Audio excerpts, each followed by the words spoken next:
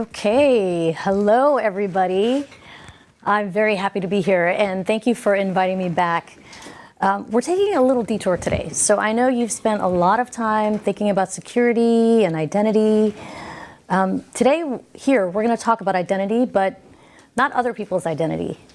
We're going to talk about your identities. Don't look scared. And why is this important? Well, if you're not alone in the world, which none of us are, you have to think about how you communicate who you are, and what you mean to the rest of us in the world. And that's how we need to be thinking about our personal brand. So when we talk about personal brand, I've actually found that a lot of people start to feel nervous and awkward. And it's because we don't give a lot of thought to our own personal brand. And it's a very simple question, but it can be so complex. So that's what we're going to walk through today is how should you be thinking about your personal brand because it matters.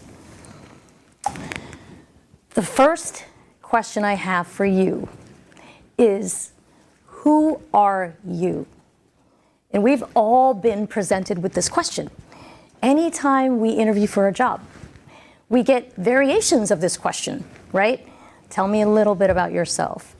Or when you make a new friend or you meet a new colleague, tell me a little bit about yourself. Who are you? Who in this room actually thinks they have a great answer to that question? One person, Zoe, of course you do. So the rest of us probably don't, right? And in order to answer this question, we have to dig really, really deep. But if we dig deep, you're going to find something really, really valuable there. So that's the exercise we're going to go through today. Your personal brand, think of it as the way that you express your unique value to the world, right? It could be to your employer, it could be to your kids, it could be to your spouse, it could be to yourself, but it has to be your unique value. And why is it unique? Because you are all unique. Your value comes from your story. And everybody has a different story. One of the things that I learned from a very close mentor of mine, probably a little too late in my career, was use your story. Because once he had heard my story, he said, how do you not use this story to communicate who you are? Because number one, it is so impactful, and number two, it is so memorable. When you use your unique story, you become memorable, right? And one thing I want to impress upon you is that it is better to be different than better, right? In the world of marketing, and of course you guys get exposed to it a lot because you talk to vendors all the time, you hear us use all the same words, say all the same things. And if you feel like nobody stands out, it's because you're not hearing anything different from any of them. You might hear that they're better, we're faster, we're cheaper, right? Our algorithms are better. But it's only when you hear something different that it becomes memorable. And so if your story is different and unique, you know that you are the only one in the world that can tell that story. You essentially become uncopyable. So use your story, your authentic story, whatever it may be, as a part of your identity, and you know for sure it is not copyable. So I want to take a little detour to give you an example of what I mean, and an example that you probably all will resonate with very, very well. Has anybody ever heard of this guy? His name is Simon Sinek. He's got a very popular TED Talk called The Golden Circle.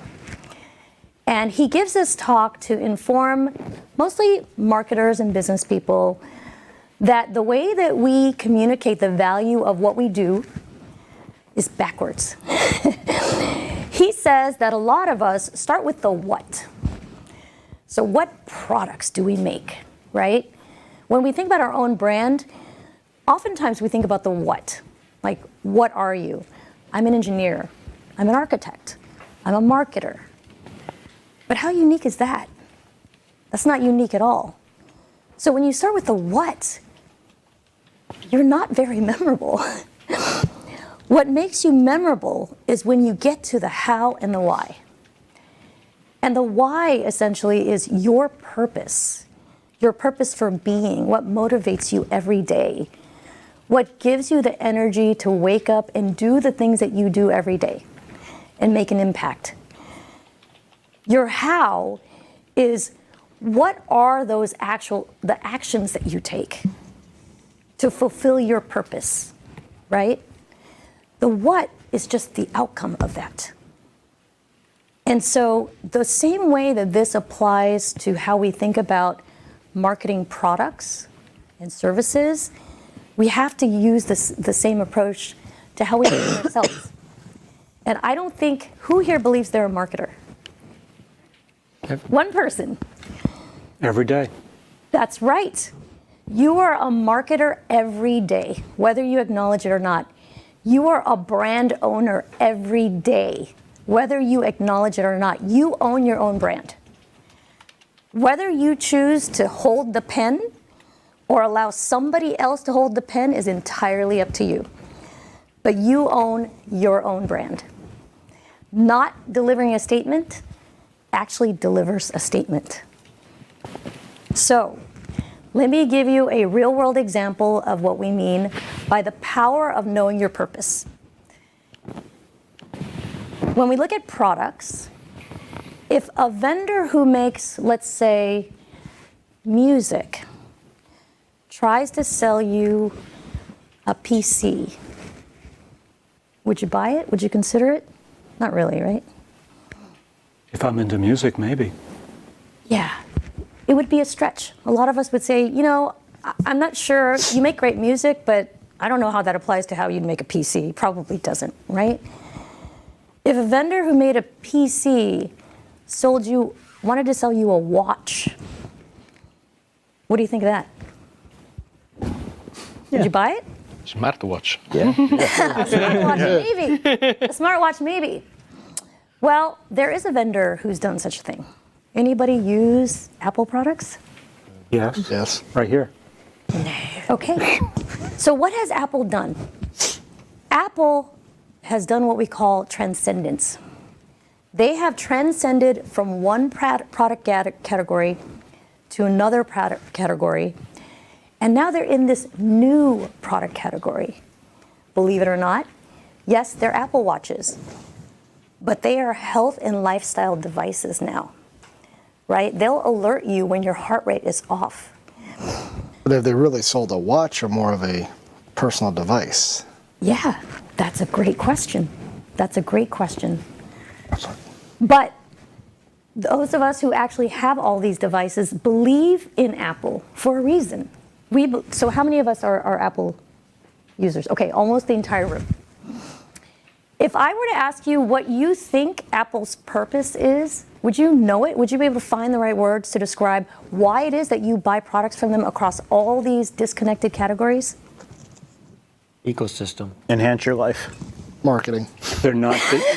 And They are well integrated. User-friendly. User experience. And they're not disconnected. Ah, okay. So for some reason, they've been able to convey this message to you that they care a lot about user experience, right? And they care a lot about connecting everything together because they want to give you what? An awesome experience, right? In theory. So if they were to try to sell you shoes, would you consider it? Yeah, Yes. Why? because they'd probably be bloody gorgeous. And they would have functionality, Yeah. right? They would be purposeful. And I've wanted a shoe phone ever since I saw Get Smart as a kid. Came up with a shoe phone, yes. You know, one day Apple will make one, I'm pretty sure, if they haven't already. Well, it sits into the running shoe Yes, where the you, shoe you phone. no longer have to have your phone to be connected to your watch. Your watch can have cellular in it. What if they go to the shoe side and do that in the shoes? So, I'll show you Apple's, Steve Jobs' original mission statement. To make a contribution to the world by making tools for the mind that advance humankind. Notice, he doesn't say things like, I want to sell you a PC. I want to make you a watch. I want to aggregate all the music in the world so that you can play it on this little device. He doesn't say things like that. This was his purpose. And the way that he fulfilled that purpose was by delivering all of these products designed in such a way to deliver on that promise, right? The power of his purpose allowed Apple to transcend all these categories, to earn your trust, so that when they decide they want to do something completely different, you've given them permission. And so when you think about your own purpose and your own statement, you have to think about what is it about you that is unique and powerful and impactful that's going to allow you to transcend categories. And what I mean by that is, how many of you have been in the same job your entire life? One person. That's amazing. I can't say I have. I think most of us, and the question is, do you plan on remaining in one job your entire life? And if you do, that's awesome. Some of us feel like, you know, we have to do different things. And what gives you the permission to do those different things and have people trust you and believe in what you're capable of? If, let's say, you decide to step into an entirely different industry, you decide to take on a different role. What is it about you that stays constant, right? That's your purpose. That's who you are, not what you are, because what you are changes. Who you are does not. So, I'm going to talk about how you construct your story of who you are. And the first part of this, and I've done a lot of introspection, thinking about how do I tell my story? How do I make my statement? How do I convey to the world who I am in a very succinct way that helps them understand what I can do for them?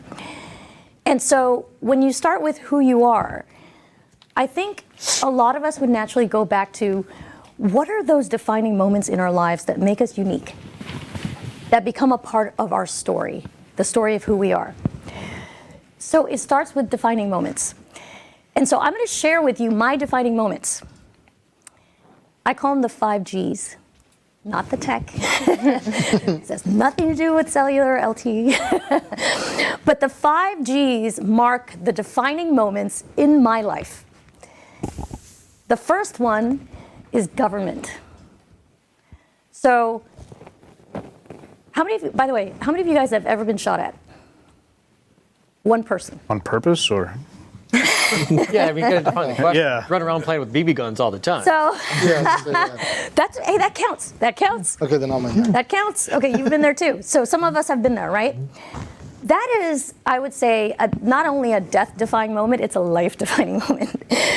And so, for me, when I was born, I was born in Vietnam. It was after the war, right when the communists took over the country. Everybody fell into poverty, right? Everybody tried to escape.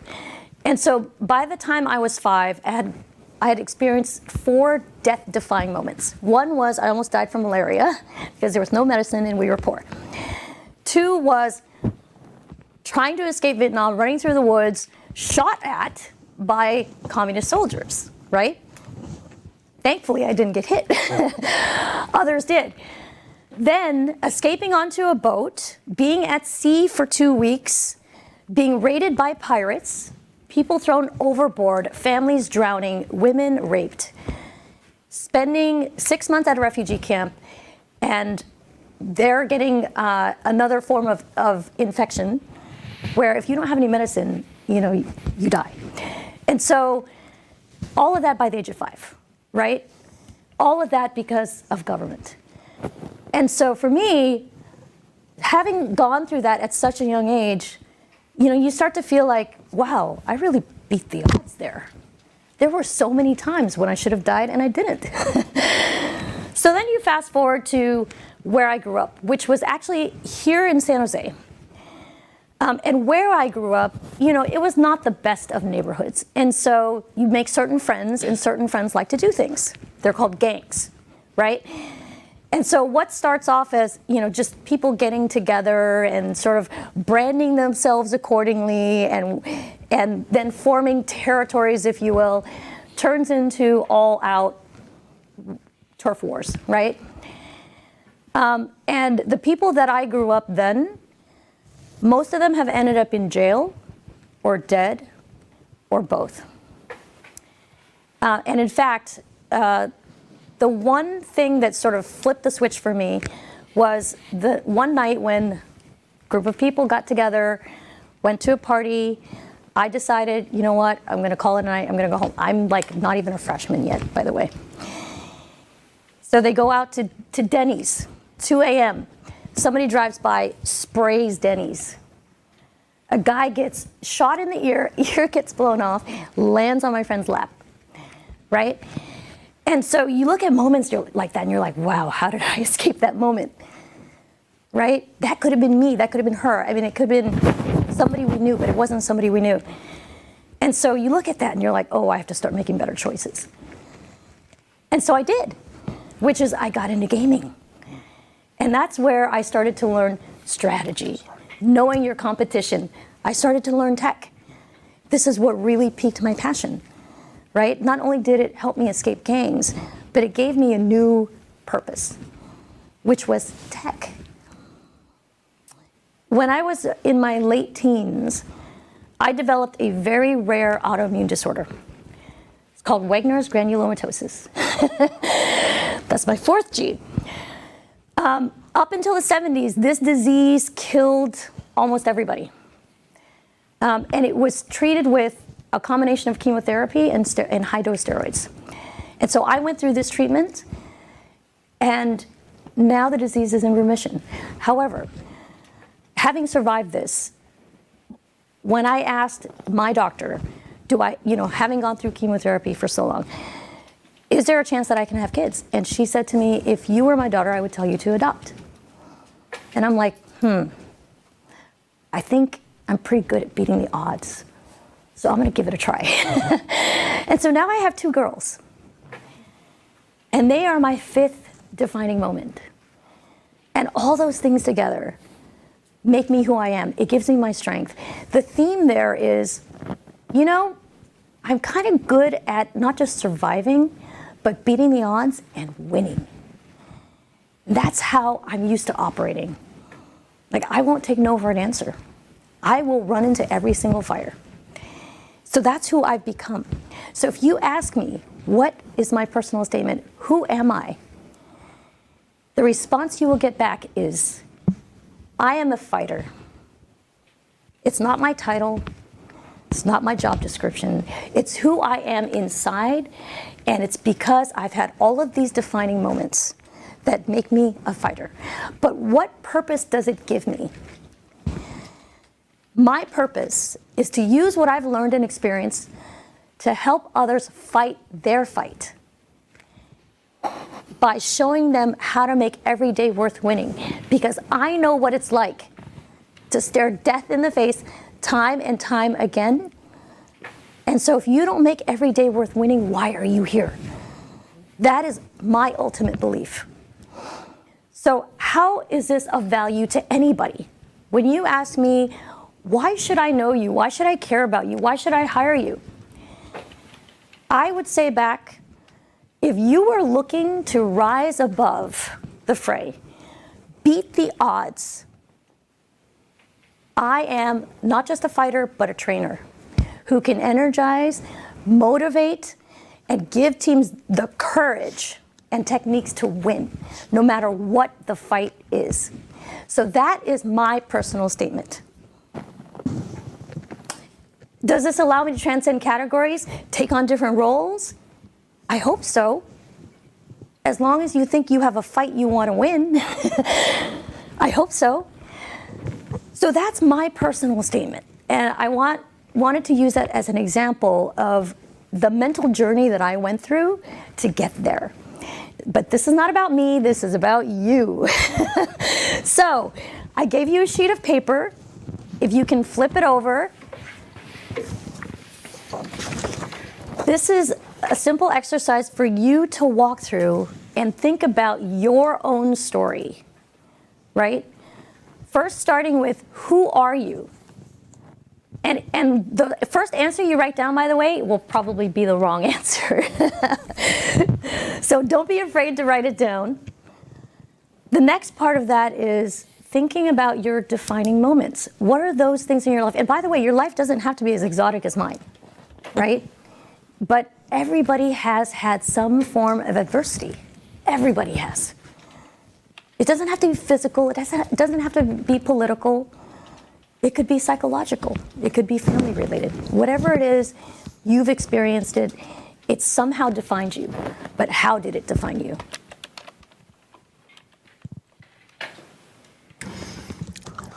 So think about that. And I see some people writing these down.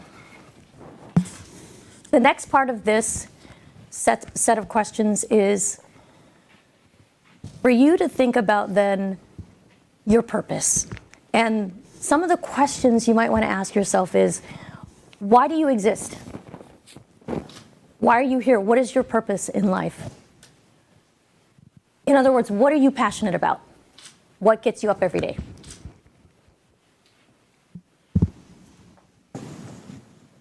The second question is, based on your purpose, how will you make a difference? What actions will you take? What behaviors will you cultivate for you to make a difference and fulfill your purpose? And then the last part of that is your what. What problem do you think you can solve, and for whom? To what question are you the answer?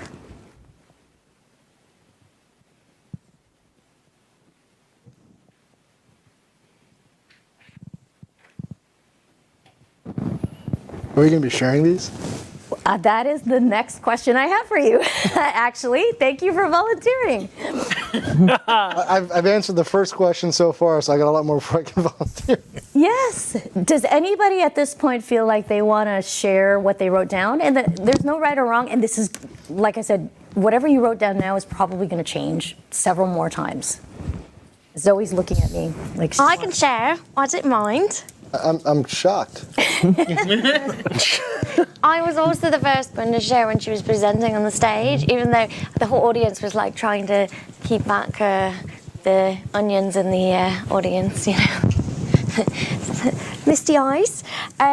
Okay, so what did I write? I didn't really know what to put for who you are. Who are you? So I haven't put anything at the minute, but my defining moments, I have lots to put on there. So if you attended the last time that Janice spoke, I spoke before her about my journey into security, and it was quite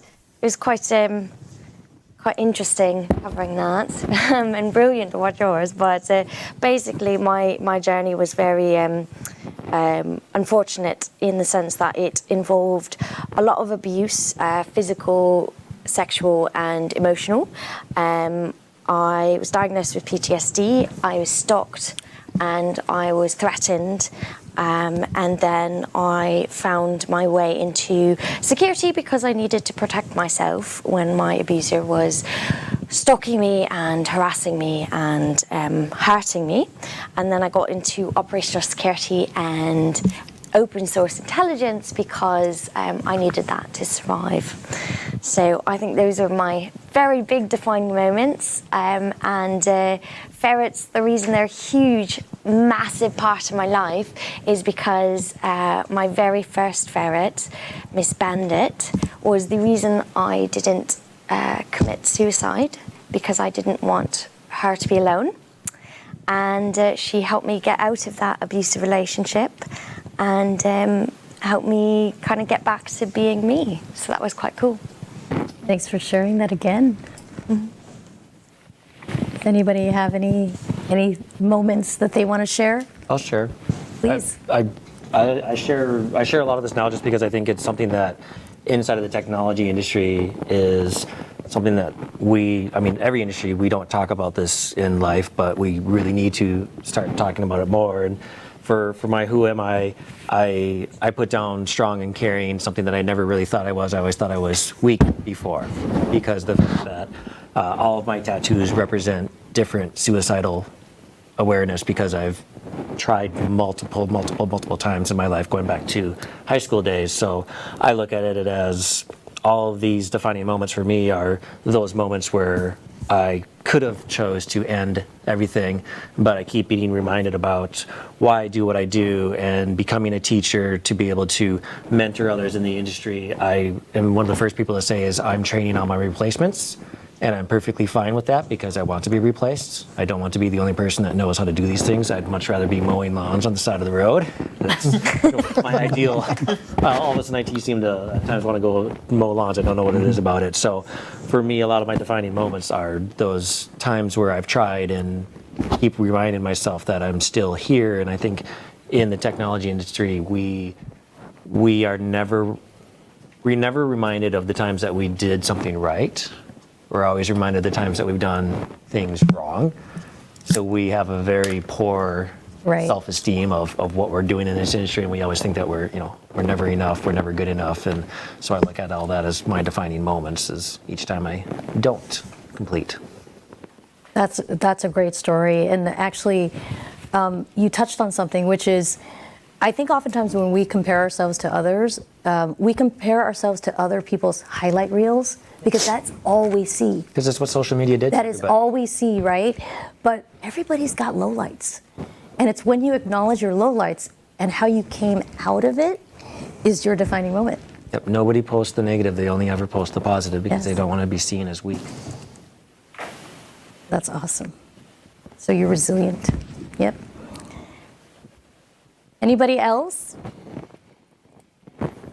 Okay, why don't we move on to the next part of this, which is now working on our statements, right? So you've done some introspection. I know that you wrote some stuff down for yourselves. Stare at it later, right? But let's walk through this. So just like how I constructed my statement, let's try to construct yours. And Zoe said that she couldn't answer the first question, which is, who am I, right? I am a blank. I couldn't either. I wrote that last, because I had to figure out the rest of it first.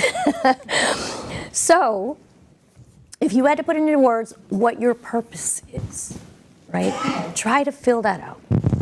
Based on what you had written down about your defining moments, and answering the questions of, why do I wake up every day? What motivates me to keep going? Sorry, I'm just saying, why do I wake up every day? Because I have to go to the bathroom. I'm getting old. I have to. Nature calls. Nature calls. It's you know what? Challenge. I did put down for who are you, husband, father. Started out first because that's what's in my head of I go to work for the family, but I do enjoy what I do. So it becomes, I go there for the family. I'm there for me. If that kind of explains it. I enjoy what I do. I have to go there to earn a paycheck, so we have food on the table. Right. But I enjoy what I do. So I'm there. I'm doing this job that I enjoy, the security job. And the impact you make by doing your job. Mm-hmm. How does that fulfill your purpose? So this new job I'm in, it's new. I've been there for a little over a month. It is security for the company. I'm their first true security person. Mm-hmm. So the impact really is coming in, identifying things that they did not realize that they've been doing wrong this whole time. So you want to help protect others? Yeah. You know what? I actually, under strength for others, helper. I wrote that down. So I don't have any really major life-changing defining You're in the moment. right corner, because I'm there too. I don't feel like I have that. I don't have anything like everybody else mentioned. Mine is more, I was impressed by the moon landing, and because I actually did see it. I also was impressed by the first and second shuttle explosions. That kind of changed my life as well, but in a more, hey, keep doing what you're doing to make it better, so it doesn't happen again. So mine is more about problem solving and sharing of knowledge and protecting my family. But my definition of family has changed to not just include my immediate family, but those people I work with. Everybody around you. My community. Yes. That's the way I look at it. Yes. But I haven't, I'm just driven to do that. It's really strange. It's not because of something as exotic as you've mentioned, just the way I was built, I guess. And that's a special story. And I suspect that just given the professions that you're all in, if you have a common purpose, which is to protect us, right? To protect the world, to protect companies, to protect people. Mine's about my family more than anything Yeah. else. Like, let's make the financial institutions safer so that I can protect my family. And yes, Yes. I'm all for that. That's how you choose to apply your purpose, right? Is in that specific direction. That's great.